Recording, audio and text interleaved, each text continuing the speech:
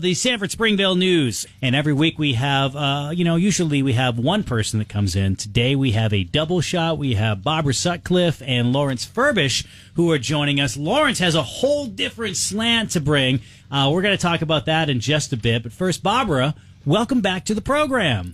Thanks, Andy. What you got going on this week? Okay, well, we had some little bit of bad news with Pilot's Cove down at the airport closing. That's so unfortunate. Yeah, it's not great. But, they were not compliant with the FAA regulations, which prohibit non-aviation uses on airport property.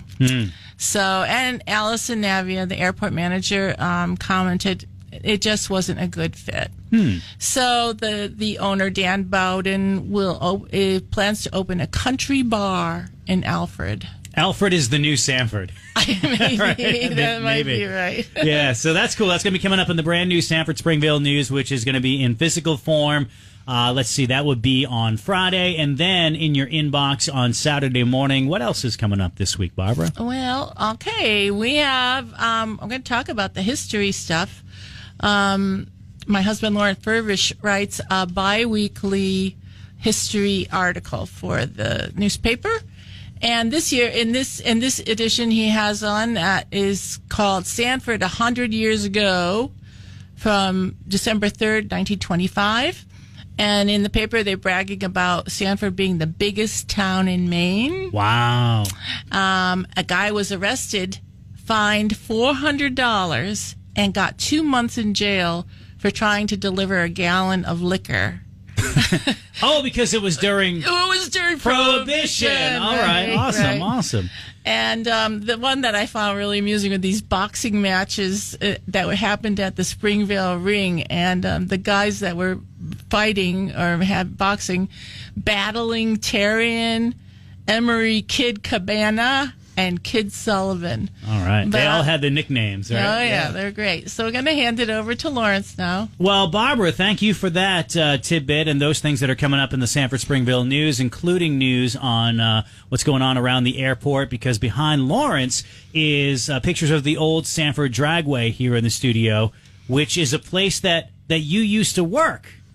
Yeah, I had a part-time job when I was in high school selling sodas and sandwiches for a guy in the pits. It was really fun. You got to see a lot of these fabulous cars right up close. Lawrence Furbish, also a guest here this morning, and you're the historian of the paper. You write a bi-weekly column.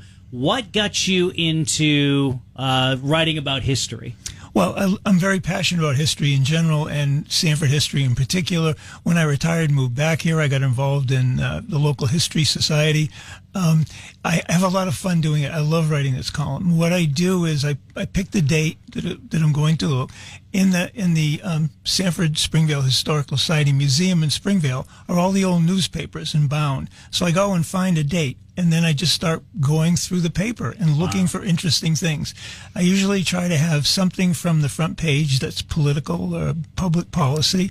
I always have a sports thing of some kind. And I look for an interesting public safety article or something that's happened in town. This one was about liquor.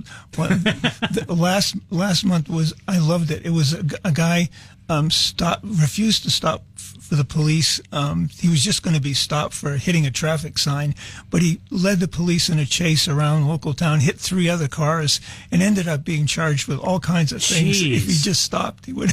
And it's funny, that still happens today. There was a story in the news about a guy who was going to be pulled over on 101 in New Hampshire for, some little traffic violation, and then it spiraled. He ran into a police officer in York, and then he actually ended up hitting a curb in Kennebunk, and that's what did him in. But still, he has all these charges now, and if he just pulled over back on 101, he would have avoided a lot of it. So history has a way of repeating itself. Yeah, absolutely. Lawrence, what are some of the coolest things that you've seen covered in your time covering history in Sanford? Things you've uncovered?